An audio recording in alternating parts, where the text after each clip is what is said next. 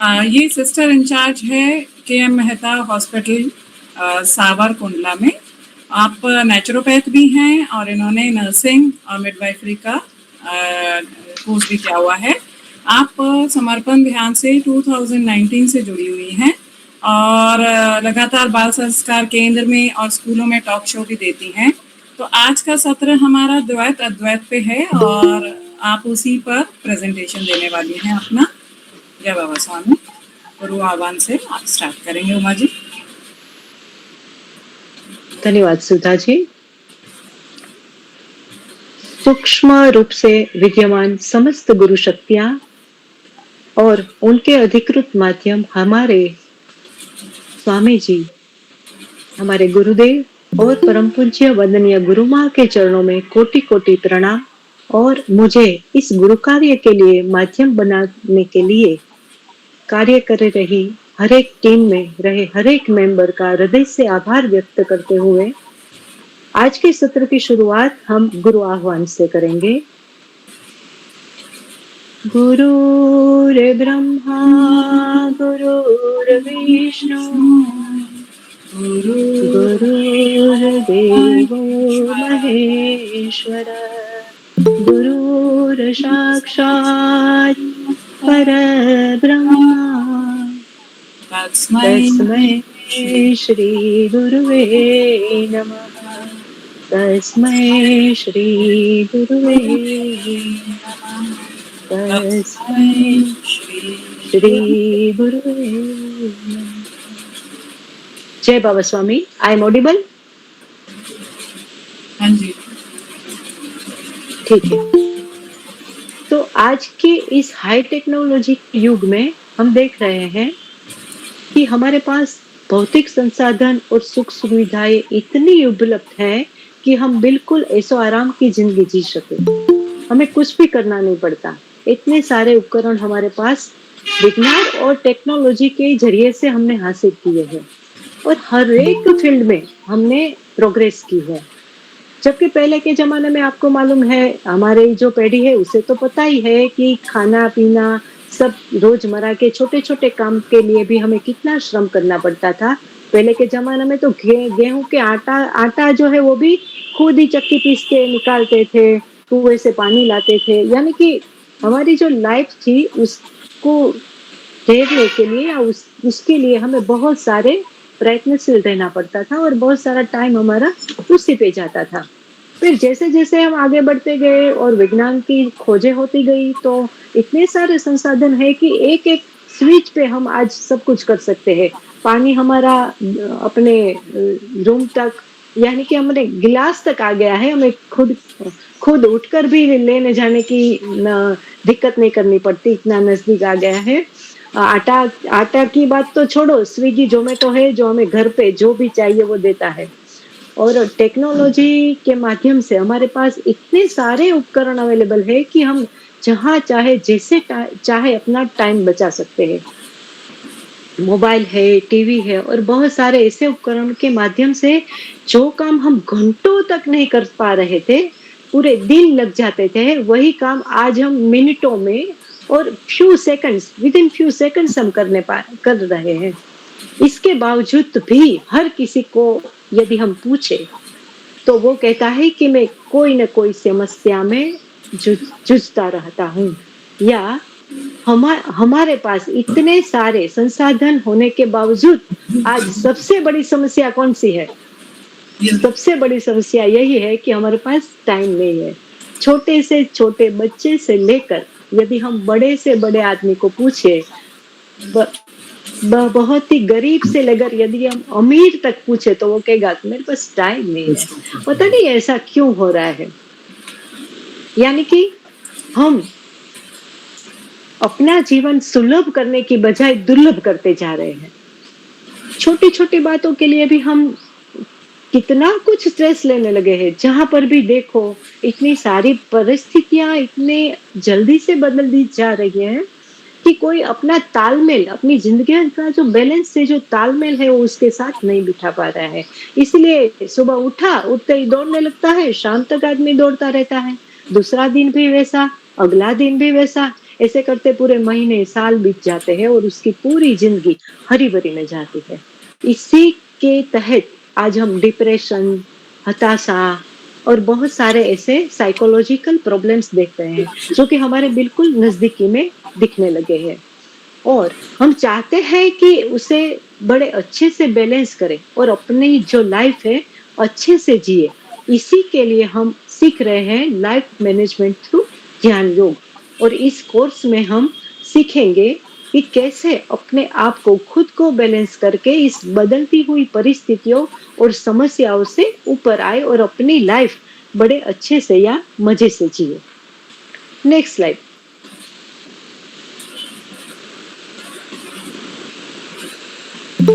हाँ, तो रिकेप लेंगे, हम रिकेप लेंगे कि हाँ, यहाँ तक जो हम सीख रहे हैं कोर्स में, उसमें यहाँ तक हमने क्या पढ़ा। हमारे बहुत सारे सेशन हो गए, बहुत सारे चैप्टर्स चलेंगे। उसमें यदि हम समराइज करें तो हम योग के माध्यम से जुड़ना चाहते हैं यूनिवर्सल कॉन्शियसनेस से, यानी कि इंडिविजुअल कॉन्शियसनेस से यूनिवर्सल कॉन्शियसनेस तक की जो हमारी ये यात्रा रहेगी, उसमें हम सबसे पहले हमने सीखा योग, योग विथ नेचर, योग यानी कि जुड़ना। तो नेचर के साथ मर्ज होके, पंच तत्वों के साथ मर्ज होके किस तरीके से हम खुद को बैलेंस कर पाते हैं या हमारे अंदर उसका लेवल बैलेंस कर पाते हैं, वो हमने सीखा।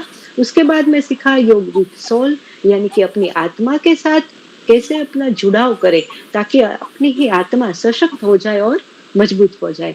इसके बाद में आएगा जो अगले सेशन में हमने सीखा कंप्लीट योग, यानी कि योग से समग्र योग। योग का जो जुड़ाव चालू हुआ है उसमें समग्र योग तक, यानी कि पूर्ण योग तक हम कैसे पहुंचे, यानी कि इंडिविजुअल कॉन्शियसनेस से लेकर यूनिवर्सल कॉन्शियसनेस के साथ जुड़ने की पूरी यात्रा, उसके बारे में हमने पढ़ा। इसी को आगे बढ़ाते हुए आज का सेशन में अपना चालू करना चाहूंगी एक कहानी के माध्यम से। Previous slide. हाँ, अब आपको क्या दिख रहा है सबको? Mahavir, lord Mahavir. 26 members, okay. Mahavir Swami, lord Mahavir Swami, उसको देखते ही हम पहचान गए, जबकि वो तो बरसों पहले पैदा हुए और बरसों पहले उन्होंने ऐसी कौन सी चीज की कि आज तक हम लोग उन्हें याद करते हैं। तो उसी की बात उनकी कहानी के माध्यम से हम जानेंगे। जन्म राजघराने में हुआ था, आप सभी को शायद ज्ञात होगा, और उसका नाम था वर्धमान, बचपन का नाम। तो वर्धमान जी जब पैदा हुए तो उसके पिताजी को लगा कि ये तो राजघराना था ऑब्वियस, तो उन्हें तो लगा कि हमारा राजकुंवर है वो कितना बड़ा राजा होगा, मुझे पूछना चाहिए। राज ज्योतिषी को बुलाया गया, उन्होंने कुंडली भी देखी और बच्चे को भी देखा। तो वो बोले कि अरे आपका बेटा तो बहुत बड़ा ज्ञानी, बहुत बड़ा तेजस्वी होने वाला है, बहुत विद्वान रहेगा ये, और ये आगे चलकर ऐसा काम करने वाला है कि युगों युगों तक लोग उसे याद करेंगे। वही आज हो रहा है। वो ज्योतिषी ने कहा वो तो नहीं रहे, उसके पेरेंट्स थे वो भी नहीं रहे, उसके समकालीन कोई आज नहीं है, मगर उसका एक फोटो देख के छोटा छोटा बच्चा, ये तो हम तो बड़े हैं, हम किसी को भी पूछे तो छोटे से छोटा बच्चा भी बोलेगा कि ये महावीर स्वामी है। तो उनकी बचपन की बात है कि राजा को लगा कि ये तो बहुत बड़ा होने वाला है, तो मैं, जैसे कि वो थोड़े 4 या 5 साल के, मैं 4, 3.5 या 4 साल के हुए, तो उसे लगा कि मैं उनकी पढ़ाई शुरू कर दूं। तो उन्होंने राज ज्योतिषी से पूछकर राजगुरु को बुलाया और गुरु ने कहा बहुत अच्छा, हम कल से उनकी पढ़ाई शुरू करेंगे। तो महावीर स्वामी जी का विद्या आरंभ हुआ। उन्हें ले जाया गया और कुल गुरु आए, उन्हें बिठाया और पहले ही पढ़ाई शुरू की, जैसे हम श्री गणेशाय नमः करते हैं। और सबसे पहले हम केजी में भी क्या कर रहे हैं कि 1 to 10 की पढ़ाई देते हैं। अभी तो क्या है कि बच्चों को सर्वांगीण विकास के लिए स्ट्रेस में ना, इसीलिए हम खुले छोड़ देते हैं घूमने के लिए या खेलने के लिए। तो उस टाइम पे महावीर स्वामी की जब पढ़ाई शुरू हुई तो उसे सिखाया गया कि बोलो बेटा 1, यानी कि 1 के ऊपर पहले दिन की पढ़ाई थी। तो वो बोले 1, दूसरी बार बोला कि बोलो बेटा 1, तो वो बोले 1, फिर उनसे लिखाया गया तो उसने पूरा 1 लिख दिया। ऐसा करके पूरे दिन की पढ़ाई खत्म हो गई, उसमें उसने सिर्फ 1 ही सीखा। दूसरे दिन फिर कुलगुरु आए, फिर महावीर स्वामी जी को बुलाया गया और वर्धमान जी फिर उनको प्रणाम करके फिर सीखने बैठ गए। अब गुरुजी ने उसे कहा कि बेटा अब आज मैं आगे की पढ़ाई आपको सिखाऊंगा, बोलो आप कल आप क्या पढ़े थे? तो झट से बोले एक, तो वो तो बहुत खुश हो गए, एक करके दिखाया और भी खुश हो गए। और फिर उन्होंने कहा कि बोलो बेटा अब दो। स्वामी जी बोले एक। नहीं नहीं, मैं ये कह रहा हूँ कि कल की पढ़ाई खत्म होगी, आगे की पढ़ाई में आप बोलो कि बेटा आपको बोलना है दो, यानी कि अब दो पे जाएंगे हम।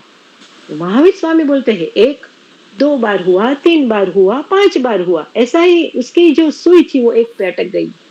अब कुलगुरु को भी थोड़ा नर्वसनेस फील हुआ और चिंता भी होने लगी। उन्होंने उसके पेरेंट्स को यानी कि राजा जी को बुलाया, पिताजी माताजी सब आ गए और उनसे पूछने लगे कि बेटा आपकी पढ़ाई शुरू है, आप एक पे क्यों अटके हो, आपको अब 2 पे जाना है, आगे का पढ़ना है।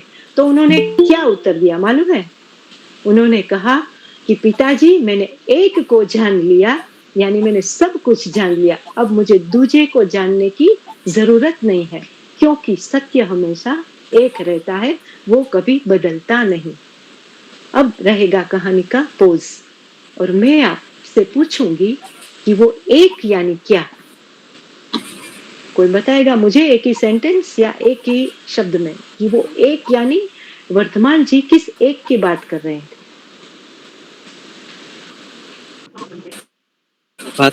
एक ही परमात्मा है। हाँ, एक यानी परमात्मा। और आशीष जी कोई कह रहा है, कोई कह रहे एक एक करके प्लीज। यश गायत्री जी, हाँ। स्वयं को जानना। स्वयं को जानना, वेरी गुड। स्वयं को जानना। कोई कहेगा आत्मा को जानना, यानी कि स्वयं की खोज। हम भी आज वही कर रहे हैं कि खुद को जान लिया तो सब जान लिया। और कोई कहेगा कि परमात्मा, ये 2 हो गए ना। कोई कहेगा कि परमात्मा को जान लिया, वो एक ही है तो सब हो गया। और कोई कहेगा कि आत्मा को जान लिया। यहीं से हमारे मन में द्वंद यानी कि दुविधाएं शुरू होती है। तो परमात्मा की शक्ति को पाने के हजारों मार्ग है, उसमें से 2 प्रमुख मार्ग है, वो है द्वैत और अद्वैत। यही है मेरा आज का टॉपिक। Next slide. द्वैत और अद्वैत वाली इंग्लिश वाली एक स्लाइड रहेगी श्रुता जी। ड्यूअलिज्म और नॉन ड्यूअलिज्म, यह है हमारा आज के सत्र का मेन टॉपिक, जिसमें हम द्वैत यानी कि 2, अद्वैत यानी कि 1, उसके बारे में चर्चा करेंगे, उसके बारे में कुछ जानेंगे। सही? अब तक किसी को कोई कंफ्यूजन? ठीक है, तो हम जाएंगे द्वैत के साथ। अगले वाली स्लाइड। द्वैत अद्वैत जो लिखा है वही। हाँ, तो सबसे पहले हम सीखेंगे द्वैत। द्वैत यानी कि वो बता रहा है कि 2। हाँ, इसमें भगवान कोई और है, भगवान कोई बाहर की परमात्मा की शक्ति है, ऐसी धारणा की जाती है। भगवान यानी कोई सुप्रीम सोल जो ऊपर कहीं बैठा है, कहीं विद्यमान है, परमात्मा के रूप में, शक्ति के रूप में, ऊर्जा के रूप में, और वही पूरे समस्त ब्रह्मांड को चला रहा है। समस्त ब्रह्मांड के छोटे मोटे जीव और उन्हीं के साथ वो जुड़ा हुआ है, वो ये सब वहां पर बैठ के वो कर रहा है। Next slide. हाँ, इसमें आप 2 चित्र देख रहे हैं। सभी को ज्ञात होगा कि पहला चित्र है मीराबाई का और दूसरा है संत श्री तुलसीदास। वो दोनों ही ऐसे संत हो गए हैं जिन्होंने इस द्वैत मार्ग पे चलकर परमात्मा को पा लिया।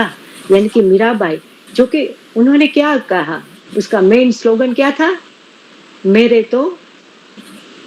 तो गिरधर गोपाल दूसरों न कोई। यानी कि हे परमात्मा, आप ही मेरा सब कुछ हो, आप ही सर्वस्व हो और आप ही सब कुछ, इसके अलावा मैं तो कुछ भी नहीं। यानी कि इसमें खुद को दास बनाया जाता है। तुलसी ने कैसे सेवा की? खुद को दास माना, और उसके जो प्रभु थे राम, वो सर्वस्व है और मैं तो उनका दास हूँ और मैं उनकी सेवा करूंगा, पूजा करूंगा, भक्ति करूंगा और उन्हें इसी तरीके से रिझाऊंगा, प्रसन्न रखूंगा।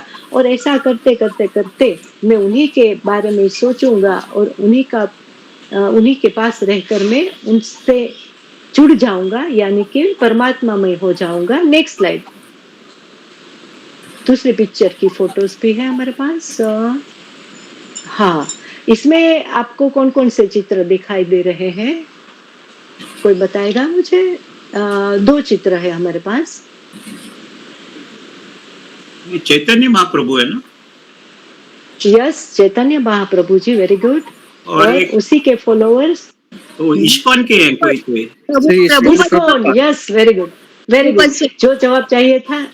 हाँ, इस्कॉन के जो प्रभुपद इस्कॉन स्वामी, के, इस्कॉन हाँ हाँ, श्री भक्ति वेदांत स्वामी जी, हाँ, बरोबर है।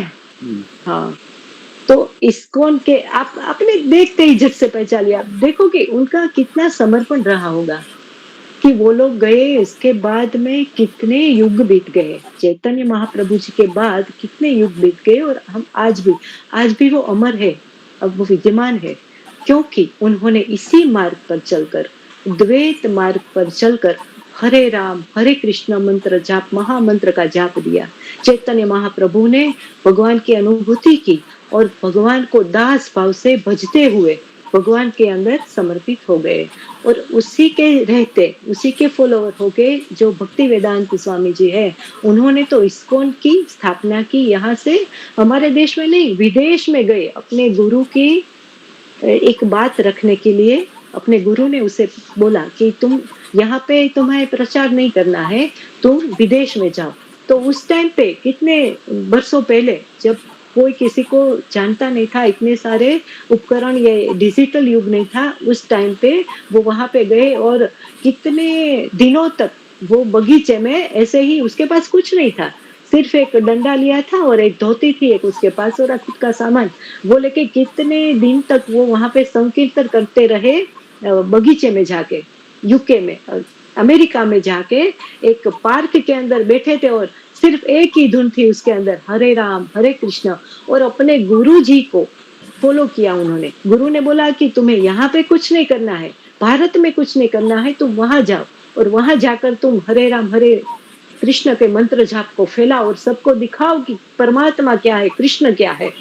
तो वहां पर जब उनके पास कुछ नहीं था, उन्होंने इतनी ज्यादा मेहनत की और खुद को समर्पित कर दिया इस महामंत्र को, यहाँ तक कि आज हम उनकी फोटो देखते हैं तो हमें याद आ जाता है इस्कॉन, जिसमें श्री श्री राधे गोविंद जी का मंदिर है बेंगलुरु में, और बहुत सारे फॉलोअर्स आज भी लाखों आत्माएं इसी को पालन करते हुए, इसी मार्ग पर चलते हुए परमात्मा तक पहुंची है, यानी कि वो जुड़ी है परमात्मा या भगवान श्री कृष्ण से जुड़ी है। ये सब रहे डिवोटीज जो द्वैत मार्ग पे चले, ये सब ऐसे डिवोटी है कि इस मार्ग पे चलना है तो इसी की तरह का समर्पण हमें चाहिए प्रभु के प्रति, इतना समर्पण कि मेरे तो गिरधर गोपाल, मेरे तो स्वामी जी, इसके सिवा मेरा दूसरा न कोई। ये रहा द्वैत मार्ग। आगे की स्लाइड रहे, नेक्स्ट प्लीज। हाँ, अब आया है अद्वैत। शंकराचार्य जी वाला फोटो रखेंगे, शंकराचार्य जी। इसमें भी 2 पिक्चर्स हैं। शंकराचार्य जी ऑफकोर्स छोटा बच्चा भी देखेगा तो बोलेगा कि जगत गुरु, पूरे जगत के गुरु, जो कि हमारे भारत से होकर गए। देखिए, हाँ, हमारे भारत के संत जो बिल्कुल 7 वर्ष की आयु में उन्होंने क्या क्या नहीं पाया, 7 वर्ष की आयु में सब उपनिषद, सब पुराण कंठस्थ कर लिए। बहुत तेजस्वी, बहुत ही बुद्धिमान, बहुत ही उम्दा। उनका जब जन्म हुआ उस टाइम पे हमारे वहां बहुत सारे कर्मकांड थे, बहुत सारे लोग इस द्वैत मार्ग से गुजरे हुए थे, और बहुत सारे ऐसे झूठ मूठ के कर्मकांड भी अंदर आ गए थे, जिसमें लोग पूजा पाठ हवन इत्यादि करते थे, मगर खुद अच्छे संस्कार वाले नहीं थे या खुद कोई अच्छी बात नहीं करते थे। उस टाइम पे इन्होंने जाना कि भगवान तो मेरे अंदर है, और उस टाइम पे उन्होंने घोषणा की, जब सब लोग बाहर परमात्मा को ढूंढ रहे थे, कोई किसी मूर्ति को नमन करे। हमें भी मालूम है, हम भी इस मार्ग पे जुड़ने से पहले हम भी यही कह रहे थे और यही कर रहे थे कि जो जिसके मन में जिस मूर्ति या जिस स्वरूप के लिए भाव है, यानी कि कोई अम्बे माँ को मानता है तो माता जी की मूर्ति है, देवी माँ की मूर्ति है, कोई कृष्ण को मानता है तो उसकी मूर्ति या उसका मंदिर है, राम भगवान को मानते हैं हम तो राम भगवान की मूर्ति, उसी को हम डिवोटी रहेंगे, हनुमान जी को मानते, ऐसे अलग अलग प्रकार के हमारे भगवान हमने बनाए हुए थे और उसी के माध्यम से हम कुछ न कुछ थोड़ा बहुत चैतन्य या ऊर्जा शक्ति प्राप्त कर रहे थे और उसमें बहुत सारे बिन उपयोगी कर्मकांड भी छूट गए थे। उसी पे टाइम पे इन्होंने अपने खुद के अंदर साधना की और इन्होंने ये घोषणा की कि भगवान कहीं बाहर नहीं है। अगर आप अंदर गए, भीतरी खोज की और अंतर्मुखी होके एक जगह पे बैठ गए, तप किया और ध्यान किया तो हमारे अंदर की ऊर्जा शक्ति है, हमारा आत्म भाव है, वो इतना विकसित हम कर सकते हैं कि वो खुद परमात्मा बन जाए, यानी कि अहम ब्रह्मास्मि। ये जो बात थी ना, पूरी समष्टि को हिला देने वाली बात थी। बहुत सारे ऐसे उस समय के धर्मगुरु हैं जिन्होंने इसका प्रचंड विरोध किया। बहुत सारे लोगों ने इसका विरोध किया कि नहीं, भगवान ऐसा तो हो ही नहीं सकता, भगवान तो सुप्रीम है, बाहर है और वो तो इतना बड़ा है, हमारे अंदर कैसे हो सकता है। फिर भी वो अपनी बात पे डटे रहे और उन्होंने वो सबसे बड़ा श्लोक, बहुत सारे वैसे उनकी रचनाएं हैं, आप सभी को ज्ञात होगा, भवानी अष्टकम भी है उनका, माता जी के लिए और शिव के लिए उनका सबसे बड़ा स्तोत्र जो आज भी जीवंत है, मनो बुद्धि अहंकार चित्तानि नाहम न च स्तोत्र जिह्वे न च घ्राण नेत्रे न च व्योमो भूमि न तेजो न वायु निराकार रूपम शिवोहम शिवोहम।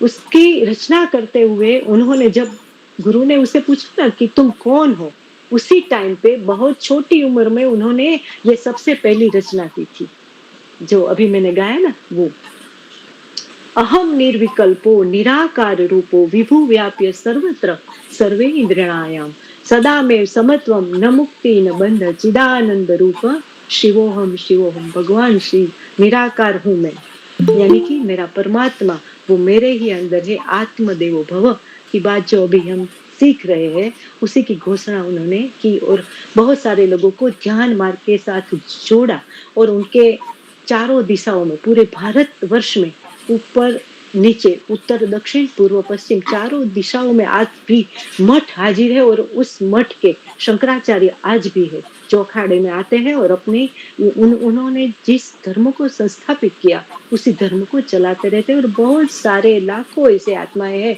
जो इस मार्ग पर चलकर प्रभु को प्राप्त हुई। अपने ही अंदर गुरु के माध्यम थ्रू उन्होंने खुद को उजागर कर दिया। और दूसरा जो है फोटो, आपको बता पाएगा?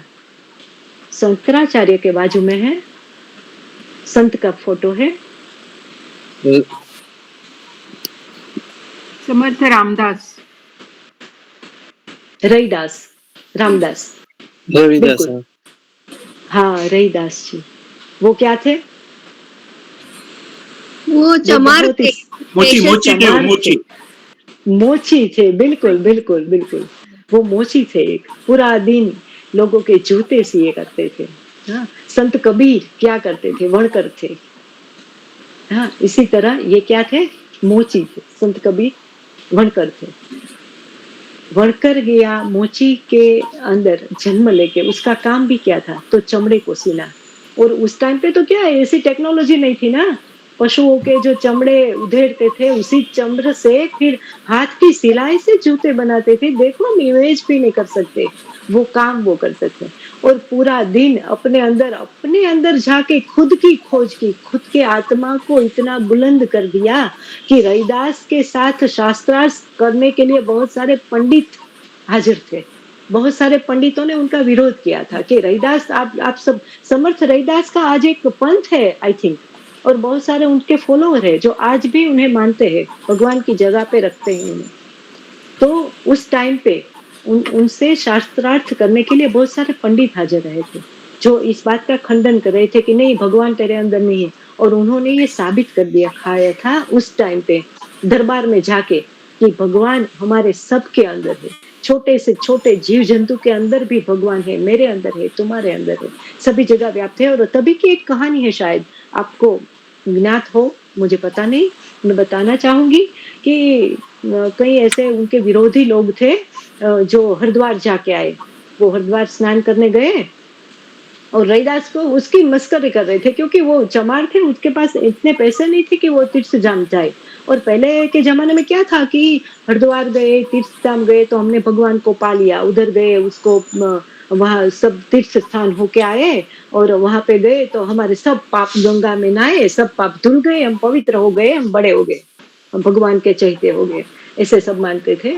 तो स्पेशल उनको पूछने गए कि आप चलोगे क्या? तो बोले नहीं, मेरे पास तो इतनी पूंजी नहीं है कि मैं वहां पे चल सकूं, मैं नहीं आ रहा, आप सब जाओ। तो वो लोग गए।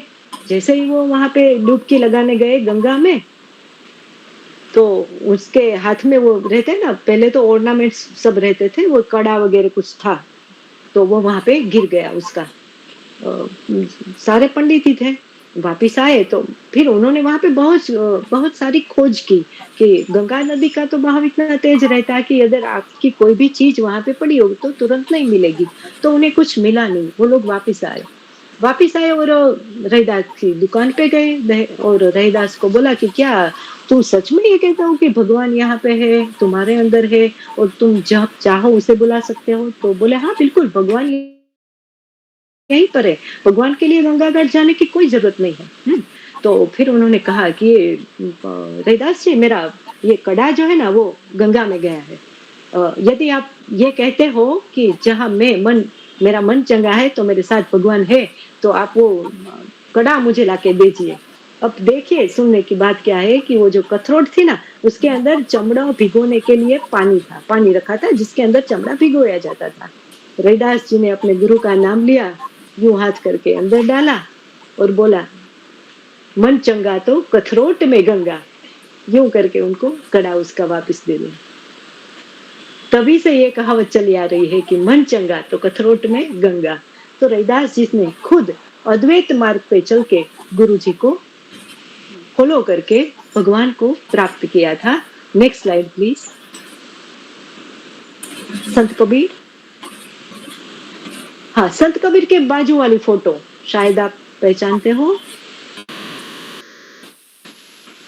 जो अभी कोई कहेगा संत कबीर के बाजू वाली फोटो?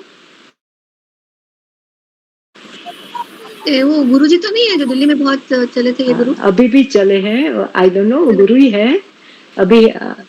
उनका बद्रिकाश्रम में उनका आश्रम है, वो ध्यान के साथ पूरी, हाँ, निरंजन स्वामी, ओम स्वामी उनका नाम है, ओम स्वामी। उनकी सबसे पहली और सबसे ज्यादा बिकने वाली बुक थी the monk who sold his Ferrari. वो बचपन से उन्हें परमात्मा को पाने की धुन लगी थी, हमारे स्वामी जी की तरह।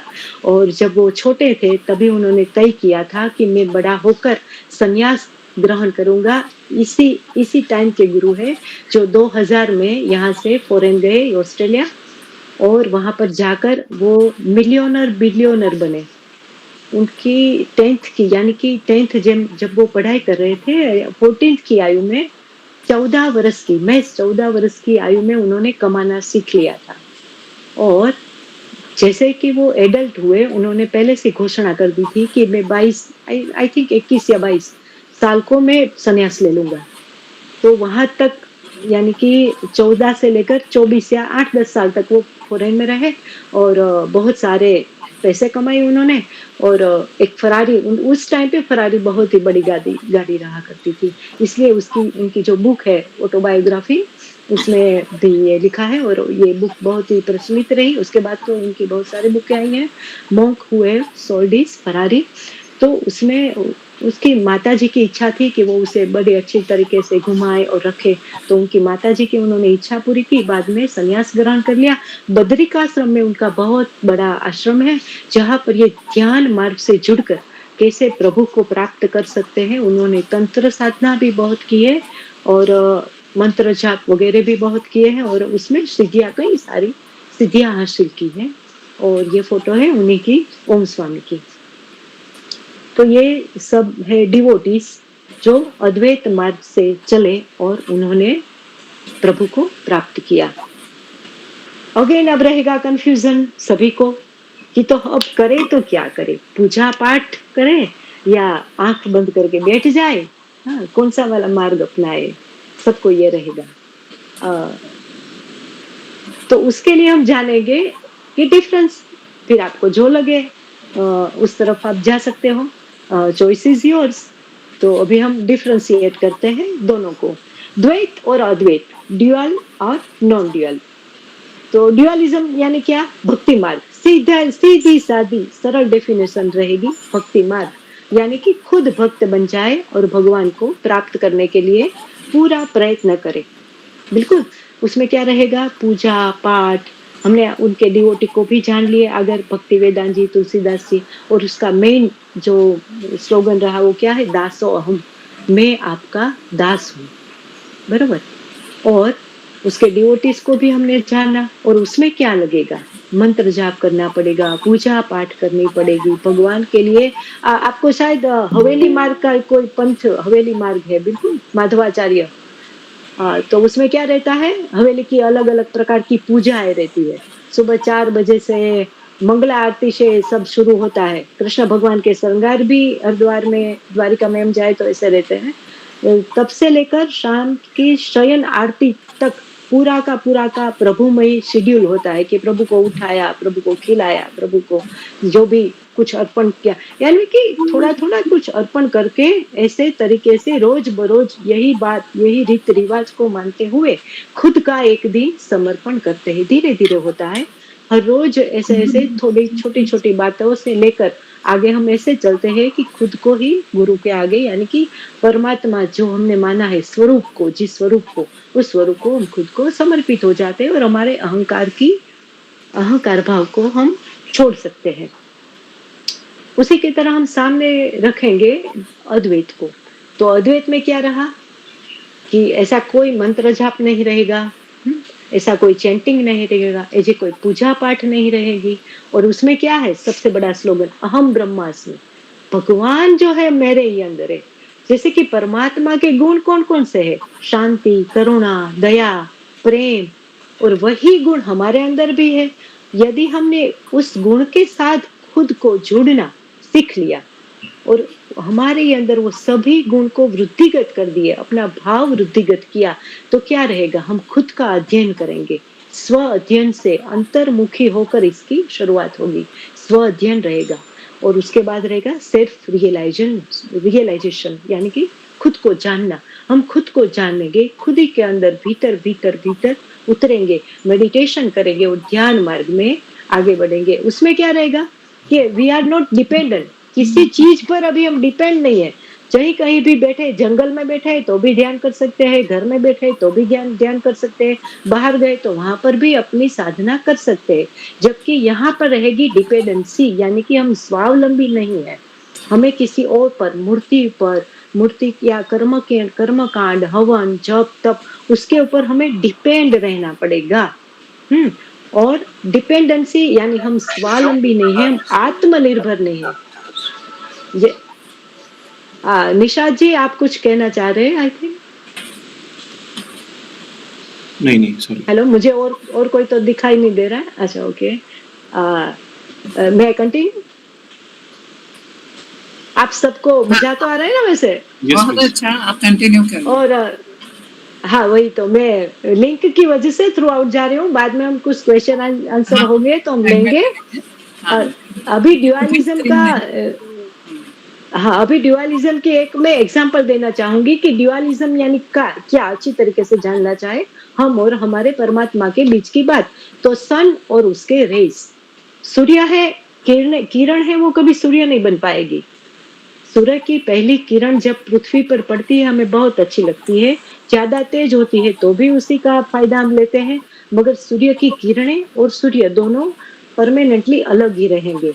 इसमें भक्त और भगवान दोनों सेपरेट रहेंगे, God and devotees both are separate.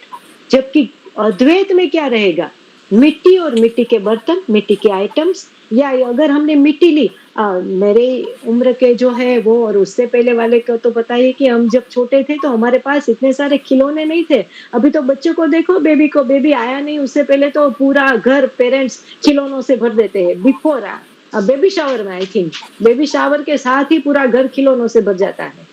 तो बेबी को इतने सारे ऑप्शंस, मल्टीपल ऑप्शंस मिलते हैं कि वो खुद को क्या चाहिए वो डिसाइड ही नहीं कर पा रहा। जैसे कि अब हमारे पास बहुत सारे ऑप्शंस रहते हैं तो पूरा कबाड़ खोला और भरा पड़ा है वस्त्रों से, तो हम डिसाइड नहीं कर पा रहे कि कौन सी साड़ी पहनूं, कौन सी ड्रेस पहनूं। वो डिसीजन मेकिंग में थोड़ा टाइम चाहिए होता है। जब उस टाइम पे हमारे पास कुछ नहीं था तो हम क्या करते थे, मिट्टी से सब खिलौने बनाते थे। हमारी माँ रहती थी ना, वो मिट्टी से पूरा किचन का सेट बना देती थी किसी किसी को, और वो कपड़े की डोल बना देती थी। शायद किसी ने सुना हो, और कोई है मेरे साथ, उन्होंने इससे खेला भी होगा। तो मिट्टी से यदि आपने घोड़ा बना लिया, फिर हम पूछोगी कि ये क्या है, तो हम कहेंगे ये घोड़ा है। हाथी बना तो हम कहेंगे ये हाथी है। बॉल बना तो हम कहेंगे ये बॉल है। ये मिट्टी है ऐसा नहीं कहेंगे। मगर उस सभी खिलौनों को इकट्ठा करके फिर वापस पानी में डाल दिया तो क्या होगा? क्या होगा? अब सभी खिलौने टूटकर फिर अपना मूल स्वरूप जो मिट्टी है उसी में आ जाएंगे।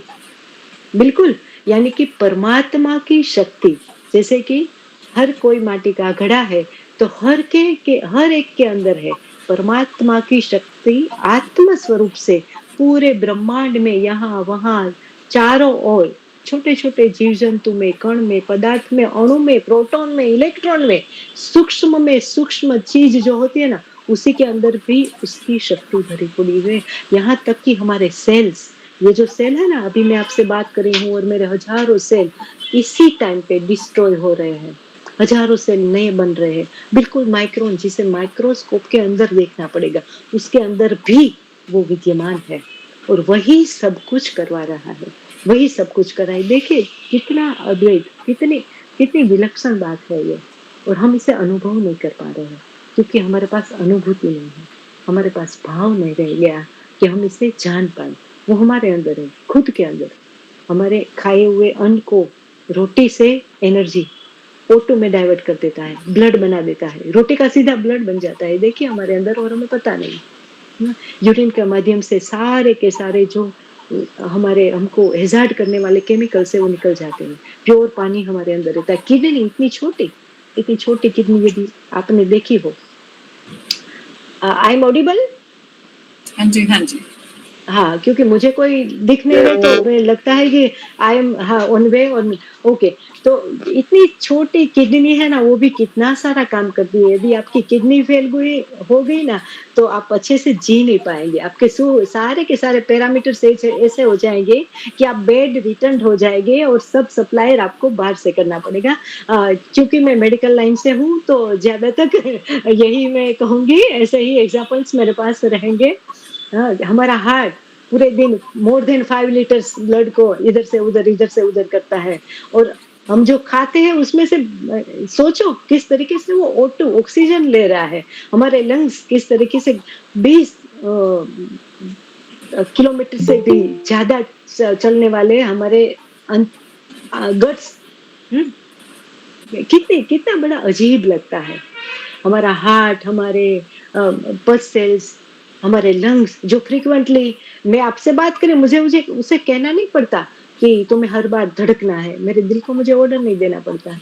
मेरी सांस को मुझे कहना नहीं पड़ता कि तुझे आना है, तुझे बाहर जाना है।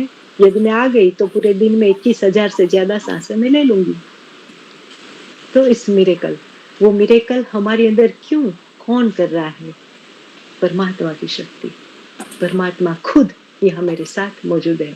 इसलिए मैं किसी और पर डिपेंड नहीं हूँ। यदि मैंने ये अनुभव कर लिया, महावीर ने कहा था ना, मैंने इस एक बात को जान लिया, हाँ, कि वो मेरे साथ है। अगर मुझे विश्वास हो गया कि वो मेरे साथ है, मेरा कुछ बुरा नहीं हो सकता, तो मुझे हर जगह बैलेंस रहेगा। और मैं खुद बैलेंस तो मेरा सब कुछ बैलेंस, मेरी लाइफ पूरी की पूरी बैलेंस। इस तरीके से हम बैलेंस हो सकते हैं। कैसे? परमात्मा की शक्ति से जुड़कर, परमात्मा की शक्ति से जुड़कर बैलेंस। अब आप कहोगे कि हम तो स्टूडेंट्स हैं, इस सब से हमें क्या। Next slide. आपको 2 चित्र दिख रहे हैं, है ना, स्लाइड पे। पहला वाला चित्र इमेज कीजिए कि किसका रहेगा, किसका है, जिसमें बहुत सारे बच्चे बैठे हैं। वो क्या बताता है, क्या दर्शा रहा है?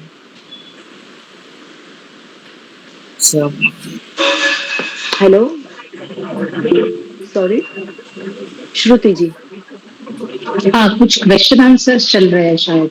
टीचर उनको कुछ पूछ रहे हैं और स्टूडेंट्स रिप्लाई कर रहे हैं। ओके, स्टूडेंट्स रिप्लाई, यानी कि बेंच है, बेंच पे स्टूडेंट बैठे हैं, यानी कि क्लासरूम का चित्र है, बिल्कुल, यानी कि हमारे स्कूल वाला।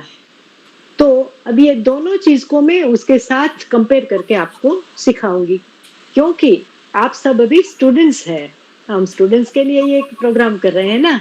तो आप सभी जब स्टूडेंट हैं तो हमारा क्लासरूम और हमारे क्लासमेट्स कब लगेंगे, जब हम स्कूल पे जाएंगे, यानी कि प्राइमरी से लेकर हाई स्कूल और उच्चतर की जो पढ़ाई रहेगी हमारी 1 से लेकर 12th तक की, और आगे शायद कॉलेज, वहां तक की पढ़ाई में क्या रहेगा, बहुत सारे टीचर्स रहेंगे जो बहुत सारे अलग अलग माध्यम थ्रू हमें अलग अलग सब्जेक्ट सिखाएंगे, जैसे कि मैथ्स है, साइंस है, फिजिक्स है, सबके अलग अलग टीचर रहेंगे। और यदि हमें कोई भी डाउट है तो हम उनसे क्लियर कर सकते हैं। और यदि क्वेश्चन आंसरिंग हो रहा है, यानी कि वो हमें एनालाइज करते हैं, हमें आता है कि नहीं, हम पास कैसे हो रहे, असाइनमेंट देकर हमें पास करते हैं, यानी कि एक डिसिप्लिन थ्रू, एक चैनल थ्रू हमें वो पूरा का पूरा 1 से लेकर 12th या कॉलेज तक की पढ़ाई तक पास करने की जिम्मेवारी वो ले रहे हैं। कौन? हमारे गुरु, हमारे टीचर। कोई भी बात हमारे पास आई, कोई भी क्वेश्चन हमें उठा, तो हम क्या करेंगे, उनके पास जाएंगे और उनसे पूछेंगे कि हमें इसका आंसर चाहिए, और हमारे जो लेक्चरर है वो हमें आंसर दिखाएंगे। यानी कि इसमें 2 बात हुई, मैं और मेरे गुरु, जैसे कि ड्यूअलिज्म में है, परमात्मा अलग है, मैं अलग हूँ, मुझे कुछ आता नहीं, उन्हें सब कुछ आता है, मैं उन्हीं को पूछकर उसके गाइडेंस थ्रू ये सब एग्जाम, यानी कि अपना पूरा जीवन वो पास कर जाऊंगा। कोई भी परिस्थिति आई, मैं दौड़ के कहाँ पे चला गया, मंदिर पे चला गया, और मैंने एक मान्यताएं रख ली कि अभी प्रभु ये सब टल जाए, चढ़ाऊंगी, मैं श्रीफल चढ़ाऊंगी, नारियल चढ़ाऊंगी। हाँ, तो यदि मुझे मैथ्स में कुछ नहीं आता, मैं दौड़ के गुरु के पास गया, उससे पूछा, उन्होंने मेरा गाइडेंस किया, और उन्हीं से रेडीमेड जो आंसर था वो मैंने सीख लिया। तो 12th तक की पढ़ाई में ये रहेगा कि बहुत सारे टीचर रहेंगे, आपका खुद का असाइनमेंट तैयार करना पड़ेगा, बहुत सारी बुक्स उठानी पड़ेगी, क्लास में बैठना पड़ेगा, सबके साथ होकर मिलकर, यानी कि सत्संग, भजन, हाँ, सब साथ मिलकर करना पड़ेगा, तब आप जाके उसको पास कर पाओगे। ये रही 12th तक की पढ़ाई। इसके बाद वाला चित्र क्या है, कोई बताएगा मुझे? इसके बाद के वाला चित्र लाइब्रेरी का है। लाइब्रेरी है, जिसमें एक अकेला बंदा, हाँ, एक अकेला बंदा कुछ ढूंढने की कोशिश कर रहा है, कुछ सीखने की कोशिश कर रहा है, यानी कि ये बंदा है पीएचडी का स्टूडेंट। हाँ, तो अद्वैत है, वो है पीएचडी की पढ़ाई। इसमें हमारे पास क्लासरूम नहीं है, हमारे क्लासमेट्स नहीं है, बहुत सारे गुरु नहीं है, कुछ नहीं है। एक हमारा गाइड लगेगा जिसने पीएचडी किया है, ऐसा एक प्रोफेसर लगेगा, वो हमें कंटेंट देखा, सब्जेक्ट देखा, या वो हमें थीसिस जो भी हमें करनी है वो हमें देगा। और काम क्या करना है, हमें खुद लाइब्रेरी में जाके माथा फोड़ के सब ढूंढ के अपना खुद असाइनमेंट तैयार करना है, अपना खुद बनाना है, खुद साधना करनी है, और खुद शिक्षित होना है, और खुद ही डिग्री हासिल करनी है। ये रही पीएचडी की पढ़ाई। इसीलिए लोग अद्वैत से जल्दी जल्दी भागते हैं, क्योंकि उसमें सरेंडर सी ज्ञान के लिए नहीं है कि आप मुझे तैयार या रेडीमेड स्पून फीडिंग करवा दो। मुझे खुद जाके स्पून भी ढूंढना है, पानी भी ढूंढना है, कहाँ है वो ढूंढना है, और अपना दी बेस्ट देना है। तो ये रही अद्वैत यानी कि पीएचडी की पढ़ाई। और इसमें आपको क्या लगेगा, कोई एक गुरु लगेगा, कोई एक गाइड रहेगा, तुम्हारा प्रोफेसर, वही है सदगुरु, जिन्होंने पीएचडी किया है, जिनके पास सब कुछ है, और वो हमें गाइड करता है। सदगुरु देखिए, आपकी मैं ये कंफ्यूजन दूर करना चाहूंगी जो स्वामी जी भी कहते हैं, हमारे गुरुदेव जिनके भी हो वो यही कहेंगे कि वो आपको मार्गदर्शक है आपका, वो आपको मार्ग प्रशस्त करता है कि यहाँ से जाकर ऐसे करके यहाँ पे आओ, तुम खुद अनुभव करो उसे। इस मार्ग से मैं चढ़ा हूँ तो पूरा शिखर तक, उच्च तक मैं जा पाया हूँ। यदि तुम्हें जाना है तो ये मार्ग बहुत सेफ है, मैं यहाँ से गया हूँ, मैंने झाड़ी झाकरे सब वहां से हटा दिए है, अब बिल्कुल प्लेन है, तुम अपने बलबूते पर इस पे चल के ऊपर तक पहुंच सकते हो। और उसके बाद क्या लगेगा? हमारे विश, हमारा संकल्प, हमारी शक्ति। यदि हमारे पास संकल्प शक्ति दृढ़ है तो हम क्या कर पाएंगे? उस उच्च शिखर तक बिल्कुल ही पहुंच पाएंगे। कैसे? गुरु के गाइडेंस के थ्रू। अपने आप कुछ नहीं कर सकते। अब ये दूसरा चित्र और भी ज्यादा आपको क्लियर कर देगा हमारी रोजमर्रा की जिंदगी में। नेक्स्ट स्लाइड करेंगे प्लीज। अब तक किसी को कोई डाउट, एनीथिंग? जय बाबा स्वामी, मैं माधुरी से बोल रहा हूँ। जस्ट मेरे को इतना ही बोलने का कि जो छात्र वो पीएचडी लेता है, हमारे समर्पण मार्ग में मोक्ष मिलता है, मोक्ष इज इक्वल टू पीएचडी, ऐसा लग रहा है। हाँ, यस यस यस, बिल्कुल सही, मोक्ष इज इक्वल टू पीएचडी, बिल्कुल। हाँ, बिल्कुल। तो वहां तक यदि हमें जीतना है, वो पीएचडी की यानी कि मोक्ष वाली स्थिति पाने के बाद ही हम पूरे बैलेंस रहेंगे और अपनी लाइफ अच्छे तरीके से जी पाएंगे। उसके लिए रोजमर्रा की जिंदगी में इस दो पाथ को हम कैसे अप्लाई कर सकते हैं, गुरु की ऊर्जा, परमात्मा की शक्ति को हम कैसे अपने साथ रख सकते हैं, उनसे कैसे रिचार्ज हो सकते हैं, उसी के बारे में ये एक और चित्र आपको दिख रहा है, जिसमें क्या दिख रहा है? एक पावर स्टेशन यानी कि पावर हाउस है, बराबर है। और एक जय बाबा स्वामी दीदी, छोटा सा ना पिछले टॉपिक में ही मेरे को है, जैसे हमारा समर्पण ध्यान में हम ध्यान मार्ग भी करते हैं, पर हम भक्ति मार्ग भी, शुरुआत तो भक्ति मार्ग से ही करते हैं। तो ये अद्वैत से अद्वैत की यात्रा है ना हिमालयन ध्यान। बिल्कुल बिल्कुल बिल्कुल बिल्कुल। तो मैं अद्वैत के लिए ही ये उदाहरण के तौर पे आपको समझाना चाहूंगी। ये जो नेक्स्ट वाला साइड है वो आपके अगले सेशन को लिंक करने के लिए है कि आप अगले सेशन में क्या पढ़ोगी। द्वैत या द्वैत तो मेरा यहाँ तक कंप्लीट हो गया कि अगर आप भक्ति मार्ग से चलोगे तो आप द्वैत मार्ग से परमात्मा की शक्ति तक पहुंच जाओगे। अद्वैत से चलोगे तो खुद के ऊपर काम करना है, खुद के साथ काम करना है और आत्मनिर्भर होके पूरा का पूरा रास्ता जो है वो तय करना है। ठीक है, इट्स क्लियर। और ये वाला जो चित्र है उसके माध्यम से मैं कुछ और बताने जा रही हूँ। वो ये है कि इसमें दिखता है एक पावर हाउस और चैनलाइज करते हुए सब मीडियम वायर, जिसके थ्रू हमारे घर पे लाइट आती है।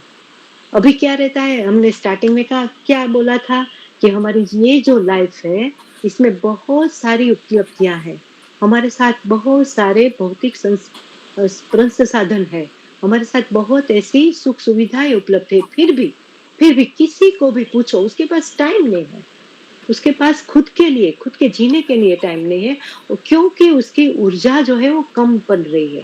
आजू बाजू की परिस्थिति, काल जो है ना वो इतनी स्पीड से इतनी गति में चल रहा है। यदि आपने ये कहावत सुनी हो कि समय समय बलवान वाली, समय की बात हम नहीं कर सकते, समय समय बलवान, काबे अर्जुन लूटियो, वही धनुष वही बाण। भगवान श्री कृष्ण जिनके साथ थे ऐसे अर्जुन महायोद्धा, कुरुक्षेत्र के युद्ध को जीतने वाले महायोद्धा भी जब उनका काल नहीं था, काल उसके साथ नहीं था यानी कि समय उसके साथ नहीं था, तब वो हारे थे। तो आज क्या हो रहा है, आज हम समय की स्पीड के साथ खुद को मैच नहीं कर पा रहे हैं, उसके साथ खुद की रिदम नहीं ले पा रहे हैं, इसीलिए हम अनबैलेंस है। और हम अनबैलेंस है क्योंकि हमारी ऊर्जा शक्ति है वो कम पड़ रही है। और वो क्यों कम पड़ रही है, तो जैसे कि अपनी मोबाइल को चार्ज करना होता है, कहीं और सोर्स से हमें ज्यादा बिजली, ज्यादा ऊर्जा की जरूरत है, वहां पर जाकर उसे हमें लेना है। तो इसी के थ्रू हम ये सीख सकते हैं कि एक पावर हाउस यानी कि परमात्मा, उसमें उससे बहने वाली शक्ति यानी कि वो ऊर्जा शक्ति जो हमें चलाएगी, मैंने बोला ना कि पूरा का पूरा सिस्टम जो है, ब्रह्मांड का सिस्टम, छोटा-छोटा अणु, छोटे-छोटे जीव-जंतु, हम और हमसे बड़े, सब बड़े के बड़े मानो कि हाथी है, कोई भी लायन वगैरह जानवर है, सब इसी के माध्यम थ्रू चलते हैं, उन्हीं की शक्ति पर कार्यरत है। तो यदि हम सोचे कि परमात्मा यानी पावर हाउस और पावर यानी कि उनकी शक्ति, उसे यदि हमारे घर पे लाना है को तो एक चैनल लगेगा, एक सिस्टम लगेगी और उस सिस्टम के माध्यम वो हमारे घर पे आएगी, हमारे मीटर पे आएगी और फिर हमारे घर के सब उपकरण यानी कि टीवी है, फ्रिज है, मोबाइल है और बहुत सारे वॉशिंग मशीन, पंखे, जो भी हम चलाना चाहे वो अपने आप अपने बलबूते पर चला सकते हैं। मगर कैसे? उनके साथ जुड़ने के बाद हमारा एक घर का स्विच ऑन करके, यदि हमने स्विच ऑन रखा है तो ही वो लाइट हमारे घर पर आएगी। तो वो स्विच क्या है? वो स्विच यानी निरंतर अभ्यास, रोज का एटलीस्ट 30 मिनट। हाँ, हमारे पास पूरे के पूरे 24 घंटे है, उसमें से सिर्फ 30 मिनट का ध्यान यानी कि उनसे जुड़ना। हर रोज 30 मिनट के लिए ध्यान करेंगे यानी कि स्विच को ऑन करेंगे तो जो मीडियम यानी कि गुरु वो हमारे घर तक ये लाता है। जो वायर बीच में जो कनेक्शन लगे ना वही है हमारे गुरु, हमारे परमात्मा, जो ऊपर के सिरे से उस परम शक्ति के साथ जुड़े हैं और नीचे के सिरे से हमारे साथ जुड़े हुए, हमारे जैसे ही दिखने वाले, 2 हाथ 2 पैर वाले और उनके अंदर का जो तत्व है वो परम तत्व है, वो हमारी तरह नहीं है। इसीलिए हम उनके माध्यम से यदि हम जुड़ जाए, हम ध्यान करके स्व का अध्ययन कर सके तो खुद को इतना बैलेंस कर पाएंगे और इस लाइफ मैनेजमेंट जो हम सीखना चाहते हैं ना, लाइफ मैनेजमेंट थ्रू ज्ञान योग को अच्छी तरीके से कर पाएंगे और उसके लिए हमें लगेंगे गुरु। तो गुरु कैसे होते हैं, उनसे कैसे जोड़ना है, वो गुरु शिष्य परंपरा में हम आज के बाद के सेशन में सीखेंगे और कैसे समग्र योग को हम कंप्लीट करेंगे उसके बारे में अगले सेशन में सीखेंगे। अद्वैत मार्ग के सबसे बड़े प्रणेता हमारे महर्षि श्री शिव कृपानंद स्वामी जी, जो कि आज इस मार्ग के साथ हम सभी को, हम हिमालय में नहीं है, ध्यान नहीं कर रहे हैं, गुफा में नहीं है, बहुत ज्यादा शंकराचार्य वाली तप साधना हमने नहीं की है, फिर भी हमें वो जोड़ सकते हैं। कैसे? यदि हम उनको समर्पित हो जाए, उनके गाइडेंस थ्रू, वो जो कहना, अपनी बुद्धि नहीं दौड़ानी है, अपनी बुद्धि नहीं दौड़ानी है, उनके माध्यम थ्रू वो जो कहे उसी को सच मानकर यदि उनको सरेंडर हुए तो अपना बैलेंस, अपनी लाइफ, जो हम ये कह रहे हैं ना कि मेरे पास टाइम नहीं है, वो सब चला जाएगा। परिस्थितियां आपको अनुकूल होके रहेगी, जो प्रतिकूल परिस्थितियां हैं उसमें आप खुद को इतना बुलंद कर पाओगे, इतना बैलेंस कर पाओगे कि आप खुद ही सब हल ढूंढ लोगे। अस्तु, यही रहा मेरा आज का टॉपिक। और सुधा जी या मुस्कान जी, आज हम ध्यान करने वाले हैं, तो आई थिंक मैंने 2-4-5 मिनट ज्यादा ली होगी, तो और यदि मुझसे कोई क्षति रही हो तो मैं आप सभी से क्षमा चाहूंगी, समस्त गुरु शक्तियां से क्षमा चाहूंगी। अगर मेरे माध्यम से कोई उल्टी बात निकल गई है तो क्षमा। ध्यान के बाद हम किसके भी प्रश्न रहे हैं और यदि हम इसमें आगे चर्चा भी करना चाहते हैं तो ध्यान के बाद हम करेंगे, क्योंकि हमारा मेन मोटो है ध्यान से जुड़ना। तो अभी मुस्कान जी या सुधा जी, जो भी आप करवा रहे हैं। थैंक यू सुधा जी, आपने बहुत अच्छे से मॉडरेट किया, थैंक यू वेरी मच।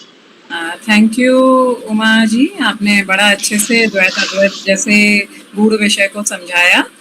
हम पहले ध्यान करेंगे, फिर सबसे प्रश्नोत्तरी लेके सेशन को समाप्त करेंगे। मुस्कान जी, आप ध्यान का ऑडियो लगा पाएंगे?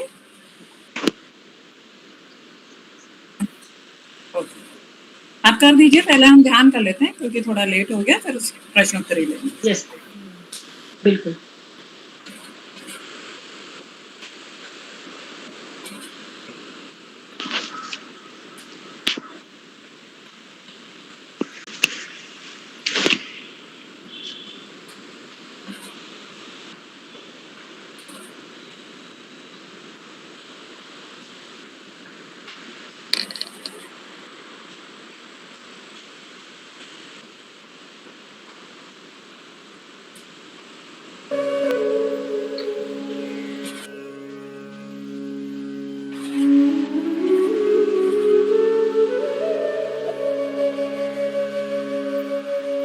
सभी पुण्यात्माओं को मेरा नमस्कार।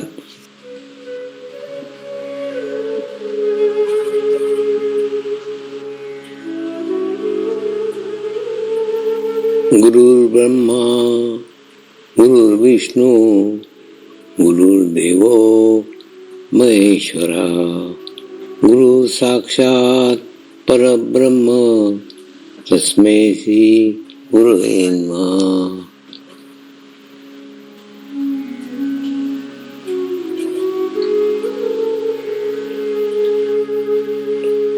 ध्यान की उस स्थिति में जाएंगे जहाँ शरीर भाव पूर्णतः समाप्त हो जाता है।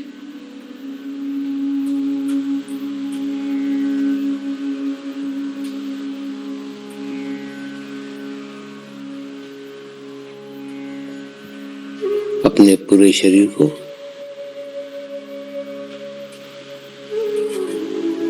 पूर्णतः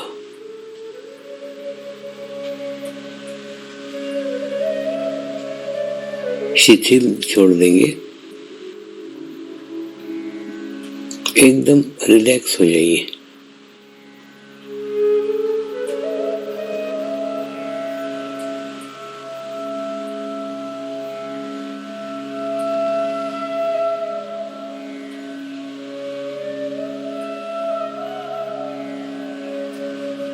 मेरे साथ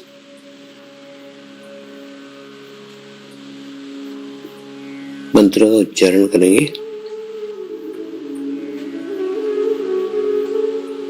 मैं एक पवित्र आत्मा हूँ।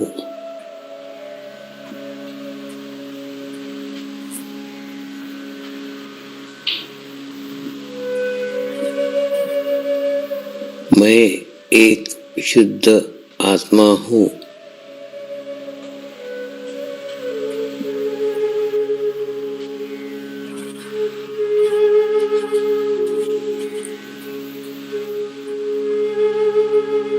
मैं एक पवित्र आत्मा हूँ।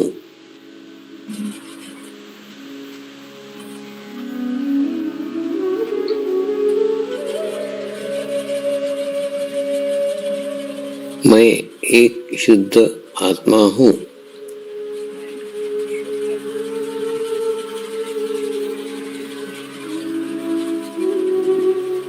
मैं एक पवित्र आत्मा हूँ।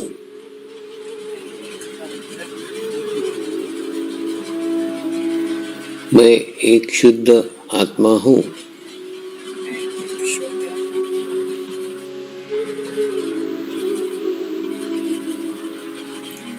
अब आप अपना चित्त सहस्त्रार पे रख के थोड़ी देर के लिए ध्यान में जाएंगे।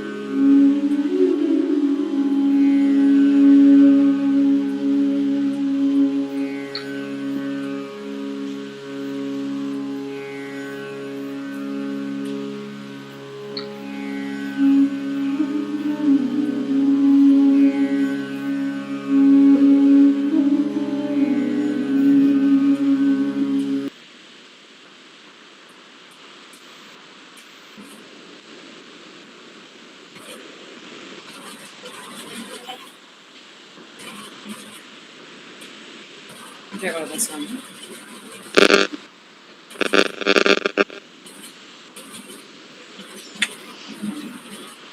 अभी आप लोगों को जो भी प्रश्नोत्तरी है तो आप पूछ सकते हैं।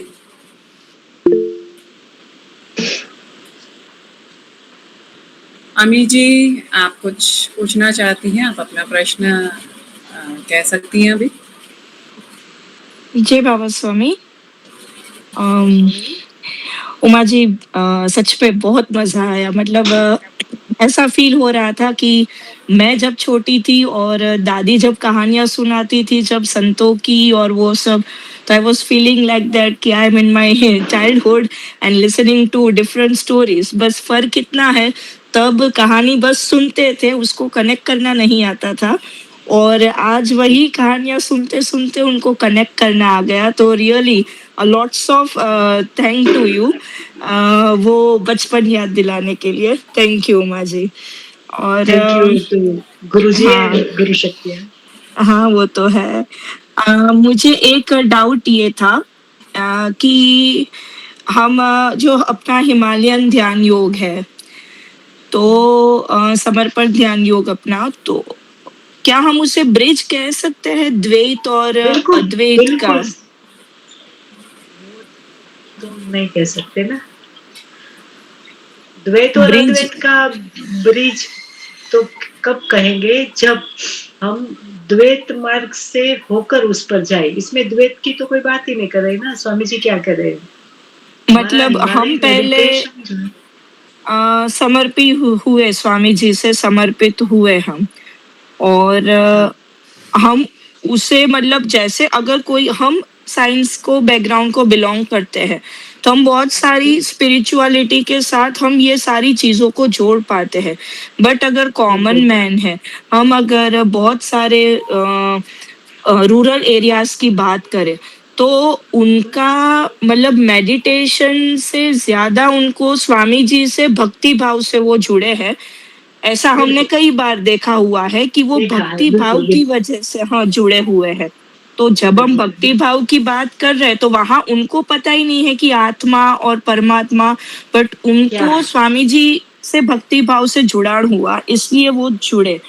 तो इसलिए मैं बोलती थी। और आध्यात्मिक सत्य जो अपना है, उनमें स्वामी जी ने बिल्कुल वो बताया कि जो ये मूर्तियां हैं, वो बिल्कुल आपको भीतर ले जाएगी, इतना भीतर इतना भीतर, और बाद में वही आपको एकदम भीतर से बाहर की यात्रा भी करवाएगी, ऐसा कि बिल्कुल फिर आपको बिल्कुल, सिर्फ मूर्ति में नहीं, हर जगह नजर आएंगे। तो हर इसलिए जगह मुझे हर लगा बिल्कुल कि like from Dvaita to Advaita we are transforming, ऐसा। We are transforming. ये बात बिल्कुल सही है, मगर हम अनुभूति से जुड़ते हैं। जब पहली दफा गुरु जी को देखते हैं ना, तो वो सीधा ही हमारे आत्मा से कनेक्ट होते हैं। इसमें बीच में शरीर कहीं नहीं आता। यदि शरीर आया तो ये सब कर्म कांड आएंगे। जैसे कि श्री श्री राधा गोविंद का मंदिर और जो भी है ना, वहाँ पे पूजा अर्चना वगैरह होता है ना। हमारे स्वामी जी तो ये बात ही नहीं करते। जो भी मूर्तियां हैं, उस मूर्तियों को भी आप दर्शन के माध्यम से मत देखो, उसे टेम्पल मत बोलो, वहां पर दर्शन करने के लिए मत जाओ, कनेक्शन के लिए जाओ। एक ही बात कह रहे हैं कि आप वहां पे गए, कोई बात नहीं, कोई विचार नहीं, निर्विचार होके यदि आप वहां पर बैठे और यदि आप उनकी शक्तियों को पूर्ण रूप से समर्पित है, तो उनके पास जो है ना, वो सीधा आपके अंदर ट्रांसफर हो जाएगा। हम उनसे अनुभूति, पहले अनुभूति के माध्यम से जुड़ते हैं, जो आत्मा अनुभूति है। सबसे पहला, सबसे छोटा वाला एक्सपीरियंस क्या रहता है? उनके शिविर की, उनको देखा, उनको सुना, अच्छा लगा। अच्छा किसको लगा? शरीर को ऐसा कोई सुख सुविधा मिल गई? नहीं। शरीर को ऐसा मीठा खाना मिला? नहीं। शरीर को यहाँ से वहां ले गए? नहीं। मेंटली कोई प्रोसेस हुई? नहीं, कुछ नहीं होगा। बस वहां पे गए, अपने विचार बंद हो गए, उन्हें उन्हें सुना। तो हम समझते हैं, क्योंकि हम शरीर में हैं, हम समझते हैं कि हम उनको सुनते हैं, मगर वो सुनने की बात और फ्रीक्वेंसी की बात दोनों अलग है। जब वो बोलते हैं ना, तो उनके माध्यम से एक फ्रीक्वेंसी, एक एनर्जी थ्रो होती है, और वही एनर्जी हमारा सोल कैच करता है, जो हमें नहीं पता। जैसे कि अपना रोंगटे खड़े होना, ये अपनी आत्मा की अनुभूति है, हम अपने आप नहीं कर सकते, वो खुद ब खुद होती है। तो जो आप जिन किसी की भी बात कर रहे हैं ना, वो सब पहले अनुभूति के माध्यम से जुड़े, फिर क्योंकि हम देव भाव में हैं और बड़े बड़े कितने सालों कितनी पीढ़ियों से द्वैत मार्ग पर ही चले, तो हमारी गलथुथी में वो कहते हैं ना कि बच्चा आने के बाद उसे सबसे पहले जो स्पून पिलाते हैं, तो द्वैत की स्पून हमारे मुंह में है। इसीलिए हम क्या करते हैं, गुरु जी की आरती, वो तो सब बाद में जुड़ा है। स्वामी जी आज भी कह रहे कि मैं पूर्ण ध्यान लेके आया था, और आरती या पूजा करना, मेरे को कुछ भाव समर्पित करना फिजिकल लेवल पे, इसलिए हम उन्हें फूल चढ़ाते हैं, उनकी प्रार्थना पूजा करते हैं, ध्यान करते हैं। वो तो मनाही कर रहे हैं ना कि ऐसी कोई किसी की बात की जरूरत नहीं है, वो तो हमारा लेवल इतना नहीं है कि हम सीधे कनेक्ट हो पाए, इसीलिए वो द्वैत वाली थियरी हम यहाँ पर अपनाने जा रहे हैं कि उनको पूर्ण भाव से समर्पित होने के लिए उनकी पूजा करें, उनके चरण में फूल चढ़ाए या आरती गाए। इसमें रहेगा क्या, ट्रांसफॉर्मेशन ऑफ एनर्जी, और कुछ नहीं। अपनी फ्रीक्वेंसी, जब स्वामी जी के लेवल की फ्रीक्वेंसी तो किसी के पास नहीं है, मगर अपनी फ्रीक्वेंसी थोड़ी सी भी अप हुई आत्मा की, तो वो उन्हें पहचान लेगा, और हमारे अंदर कोई ना कोई अनुभूति, किसी को है ना हाथ में ऐसे ठंडे ठंडे वाइब्रेशंस आने लगते हैं, कोई रोने लगता है, हाँ, कोई सडनली बिल्कुल कैसे कि स्तब्ध हो जाता है, उसका ब्रेन काम करना बंद कर देता है 2-3 मिनट के लिए। ये सब आत्मा की अनुभूतियां हैं। स्वामी जी सीता सहस्त्रार्थ की बात कर रहे हैं, जो कबीर ने बोला था ना कि अनहद बाजे, शून्य शिखर पे अनहद बाजे। कबीर कहाँ पे कुछ करने के लिए गए थे, तो वही स्वामी जी हमें मुफ्त में और इतना इजीली करवा देते हैं कि हमें पता भी नहीं चलता, पता ही नहीं तो चलता। एक मुझे एक कंफ्यूजन था कि शायद ये बच्चे भी को भी कंफ्यूजन हो, जैसे हमने आगे द्वैत में वो एग्जांपल्स दिए, नरसिंह मेहता जी का बिल्कुल हमने वगैरह, तो उनको भी ये अनुभूतियां मतलब होती थी जब वो कृष्ण भगवान के भजन करते बिल्कुल थे, बिल्कुल वो सब, भजन करते थे, तो तब बिल्कुल उनको भी अपनी आत्मा का एहसास, आत्मा की ये सारी अनुभूतियां होती थी, रोते हाँ थे, बात करते थे उनके साथ, बिल्कुल तो वो भी आत्मा के स्तर पर ही हुआ था। हाँ, मगर उनकी शुरुआत जो थी ना, वो देह से थी। पहले उन्होंने परमात्मा को, उसी माध्यम को, उसी मूर्ति में जाना कि जो रणछोड़ गया कृष्ण भगवान की मूर्ति है, वो मेरे आराध्य है और मैं उसका सेवक हूँ, मैं उसका दास हूँ। ऐसा कैसे, जैसे मैंने बोला ना कि रोज बरोज उन्हीं के मई, उनको खिलाना, उनको पिलाना, उनके भजन गाना, जो है। अब नरसिंह मेहता का एग्जाम्पल ले लीजिए, तो उनके नाम स्मरण, उनके गुणगान गाना, कहते हैं ना कि गुणगान, जिसके साथ जिसकी संग में रहोगे, जिसके बारे में सोचोगे, उसी की तरफ आपकी फ्रीक्वेंसी, आपकी गति होगी। तो जैसे जैसे परमात्मा के पास गए और उनको डिवोटी होते गए, ऐसे ऐसे उसके मन में उसी के विचार चलने लगे, और बहुत सारे भजन लिख दिए उन्होंने, बहुत सारे पद लिख दिए। और जब ये तो बिल्कुल बट नेचुरली कि कोई भी म्यूजिक जो अंदर से गाते हैं हम, उनके साथ एक बार कनेक्ट हो गए तो परमात्मा के साथ कनेक्ट हो गए, क्योंकि परमात्मा निराकार शक्ति है, वो एक ध्वनि मात्र है। जब कुछ भी नहीं था ना, तब सिर्फ ओम का ध्वनि था। तो ध्वनि है ना, वहीं से सारी उत्पत्ति, ध्वनि के अंदर सब कुछ मिल जाना है। आखिर में शून्य जो है ना, वही पूर्ण है आखिर में। तो यहाँ तक की यात्रा है ना, क्योंकि हम देह मार्ग में हैं, हम पूजा के माध्यम से शुरू करते हैं।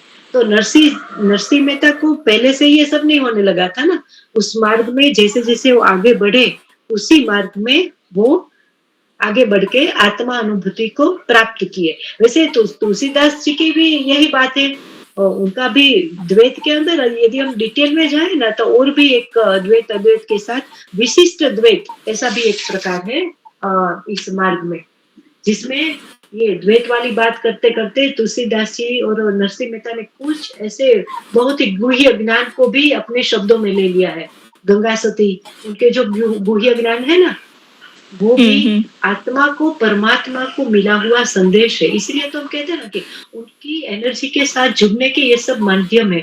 मगर उस टाइम पे क्या था कि उस टाइम पे ऐसी टेक्नोलॉजी या जैसे माहौल में हम जी रहे हैं, अब का समय है ना, वो समय नहीं था। अगर हम उस माध्यम में या उस टाइम पे होते ना तो द्वैत हमारे लिए बहुत इजी था, क्योंकि उस माध्यम में वो सब शक्तियां अवेलेबल थी। मूर्ति थी तो उसी मूर्ति में उसी के प्राण थे। अभी कोई ऐसी हमारे पास ऐसी भगवान की मूर्ति नहीं है जिसमें खुद भगवान की प्राण शक्ति डाली गई है। मूर्ति कोई और बनाता है, कोई और भाव के साथ बनाता है। उसमें प्राण प्रतिष्ठा करने वाला भी खुद पहुंचा हुआ होना चाहिए। वो है या नहीं वो भी हमें पता नहीं। और मूर्ति में यदि वो प्राण डालेगा, प्राण शक्ति, तो अपनी साधना की डालेगा। तो इस माहौल में, यहाँ के माहौल में जो भी मंदिर बनेंगे उसमें ऐसा कौन उच्च होगा जो अपनी प्राण शक्ति इतनी बढ़िया करके उस मूर्ति में डाल दे कि भगवान श्री राम को राम की ही ऊर्जा मिले। आप समझ रहे हैं ना मेरी बात? हाँ एकदम, अभी कंफ्यूजन क्लियर हो गया, क्योंकि मेरे को वही एक हाँ था बस। Thank you Uma ji, thank you. जय बाबा स्वामी जी। देवांगी जी, आप कुछ पूछना चाहती हैं? हाँ, जय बाबा स्वामी। मैं इसमें ऐड करना चाहती हूँ जो उमा जी ने अभी बताया ना, तो मीराबाई का भी कहा जाता है ना कि मीराबाई हमेशा श्री कृष्ण के भजन गाते गाते उसमें मग्न हो गई थी, और उन्हें लगा कि उन्हें कृष्ण दिखने लगे थे। तब वो संत रैदास के पास गई, तो रैदास उनके गुरु बने और बोला कि अभी तुम पहुंची नहीं हो, तुम्हें दिख रहा है, मतलब तुम पहुंची दिख रहा है, आज्ञा चक्र भीतर जाओ, भीतर जाओ, भीतर जाओ। वो उन्होंने रैदास ने उनको अंदर जाने का मार्ग दिखाया, तब वो अंदर गई। वो भी यही मार्ग था, मतलब गाते गाते जो दिखता है वो भजन में, वो तो ठीक है, बिल्कुल सही, अंदर गई आत्मा अनुभूति तब हुई, तो तब उनको पता चला कि नहीं, भगवान भीतर है। तो ये यात्रा भीतर की ही है, और भीतर की ही है। और उस जमाने में भी वो लोग भीतर गए, तब वो उस लेवल पे पहुंचे। ये तो एक लेवल पे पहुंचे। द्वैत से चालू किया और अद्वैत तक गए।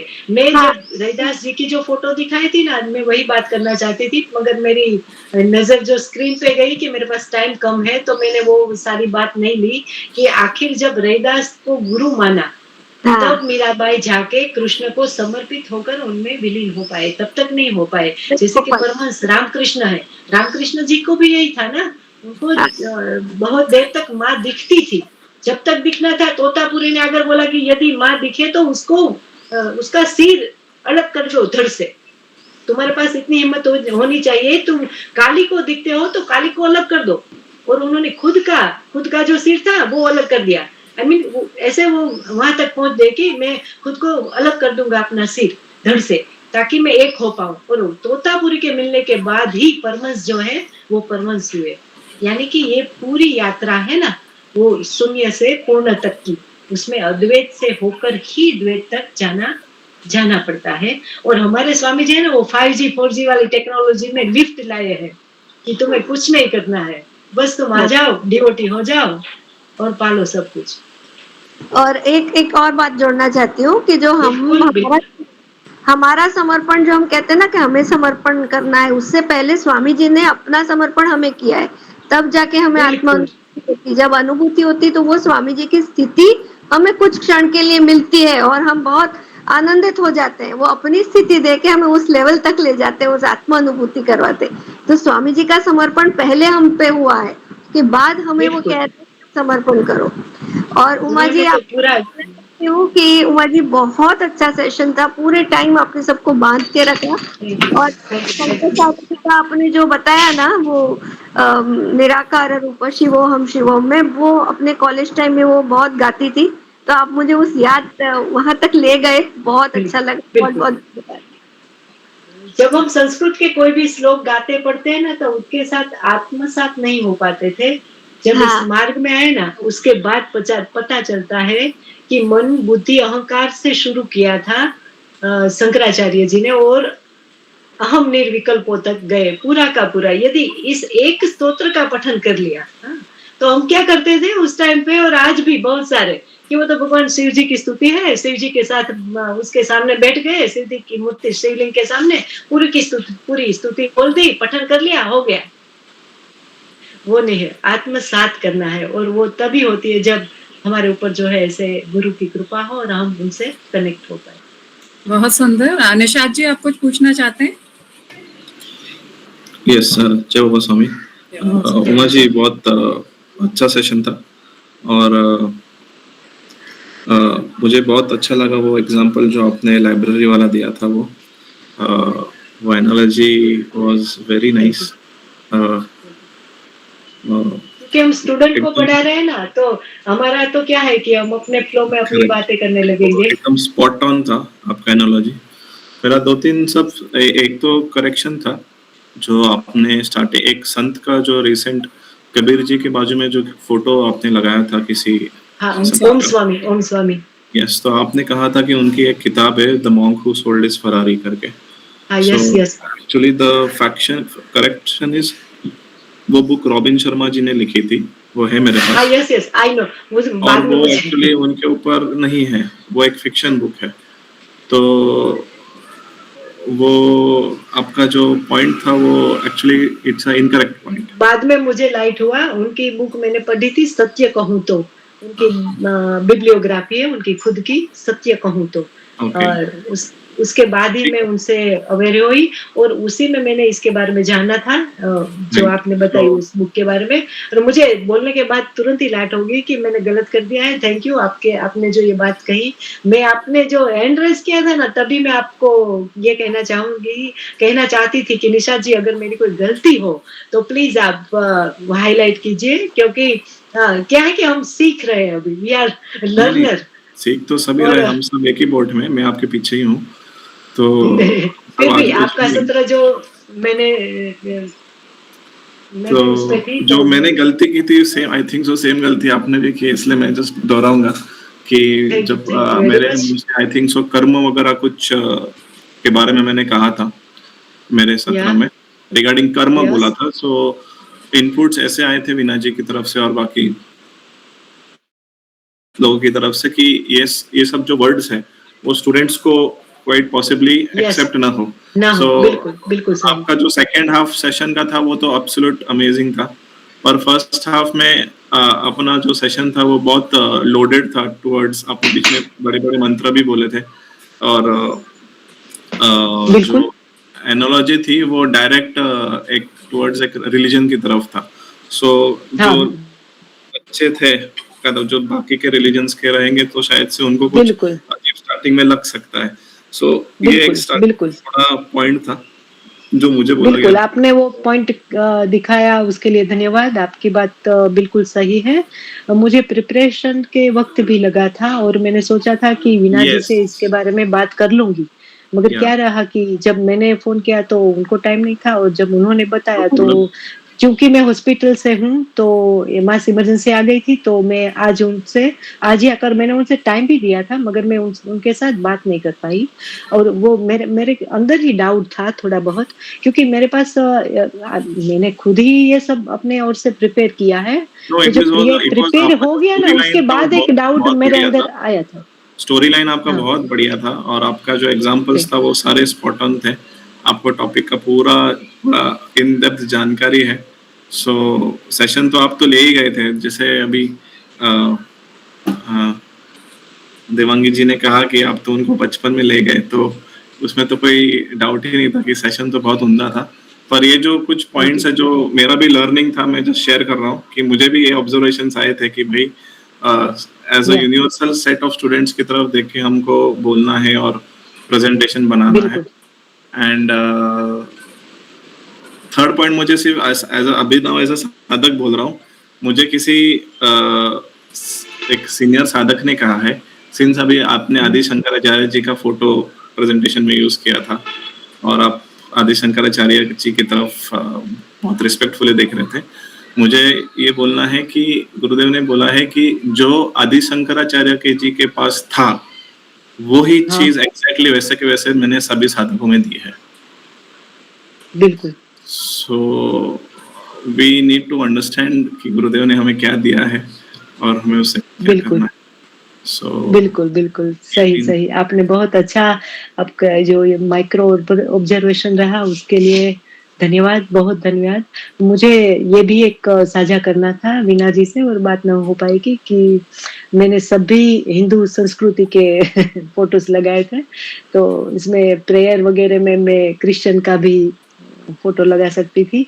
और no no entity point I वो मीन बन नहीं है जाने के बाद ये सिर्फ यही लगाओ या वो भी बैलेंस करना नहीं पड़ेंगे आई थिंक नहीं सो आपने बैलेंस का एक द्वैत अद्वैत का 45 पेजेस का एक हाँ 46 या वही 40 मैंने पढ़ा है अच्छा वो पढ़ा है ना आपने 23 में उन्होंने द्वैत और अद्वैत में अद्वैत के बारे में बहुत सारा वो नवरात्रि का अनुष्ठान मैं कर रही राइट हूँ राइट और राइट वो नवरात्रि का पूरा बहुत स्पिरिचुअल बहुत अच्छा उन्हीं में से मैंने क्योंकि मेरे पास हिंदी कुछ मटेरियल नहीं था तो मैंने गुरुदेव के पास से ही ये सब अपने आप तैयार किया और अपनी ओर से प्रेजेंट किया मगर जब ये फोटोज वगैरह लग गए ना क्योंकि मुझे मेरे पास कंटेंट लिखने के लिए कुछ नहीं था मुझे आता नहीं है एक्चुअली मेरी डॉटर आई हुई है 2 दिन से तो उसी के पास से मैंने ये जस्ट थोड़ा सा ऐसा इमेजिंग स्लाइड बना दिया और सोचा कि इसे प्रेजेंट करके मैं द्वैत वाले डिवोटीज को प्रेजेंट करके ये सब सबको अच्छी तरीके से बता पाऊंगी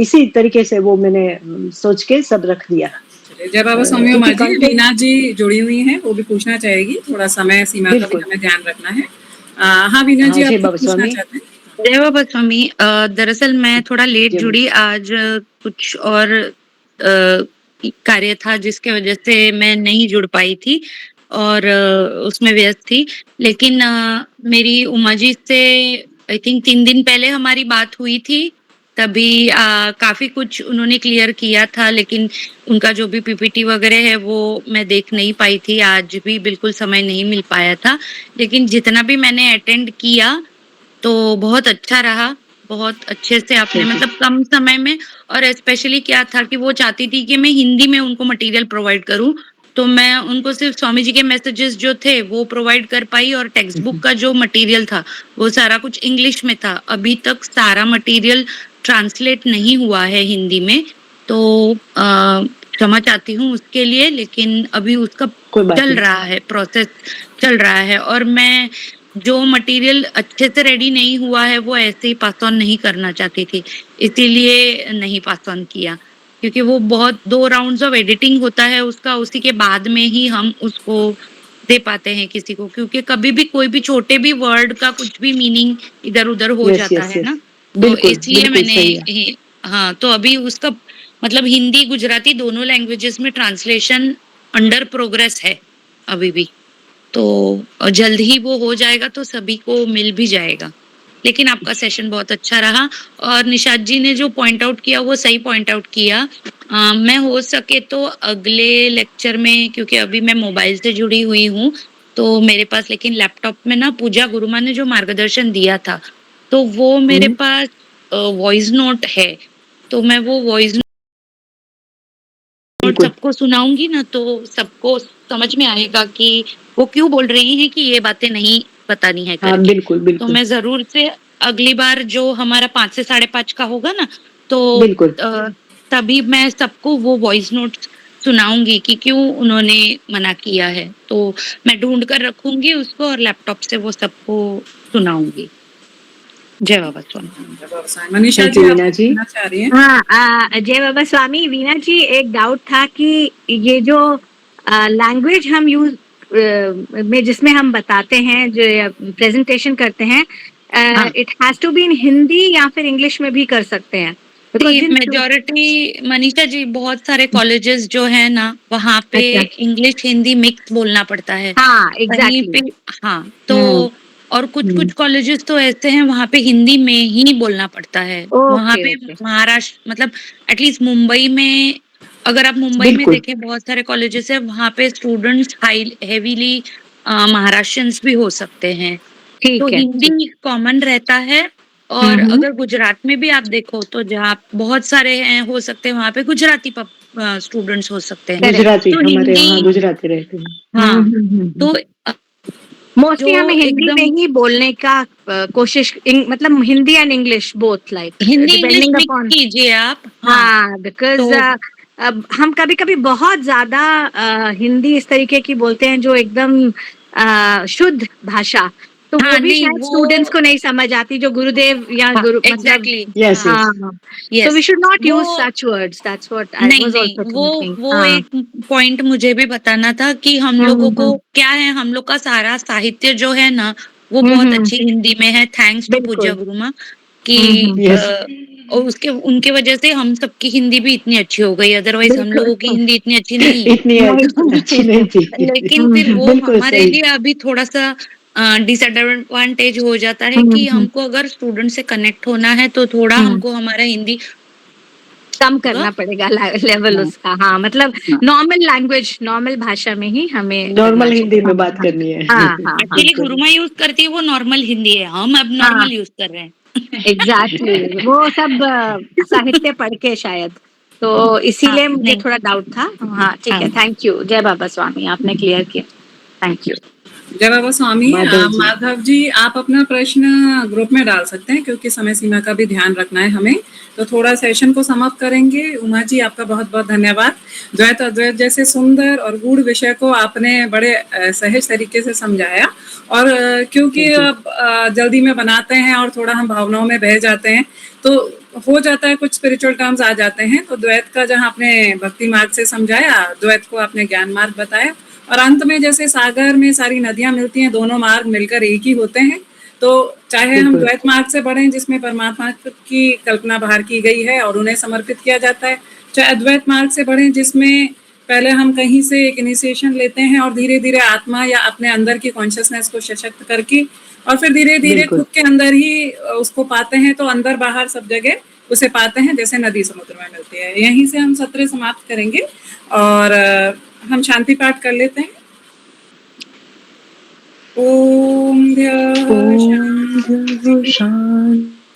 अंतरिक्ष गम शांति, पृथ्वी शांति, रापः शांति, औषधय शांति, वनस्पतयः शांति, विश्वे देवाः शांति, ब्रह्म शांति, सर्वगं शांति, शांतिरेव शांति, श्यामा शांतिरेवि।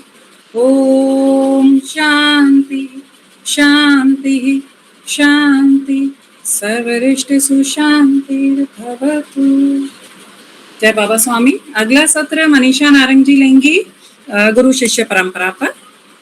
इसी के साथ आप सभी का धन्यवाद सुनने के लिए, उपस्थिति के लिए, और गुरुदेव गुरु शक्तियों का भी धन्यवाद इस सुंदर चैतन्यपूर्ण सत्र के लिए। जय बाबा। जय बाबा आप स्वामी। सभी जय का धन्यवाद। जय बाबा स्वामी।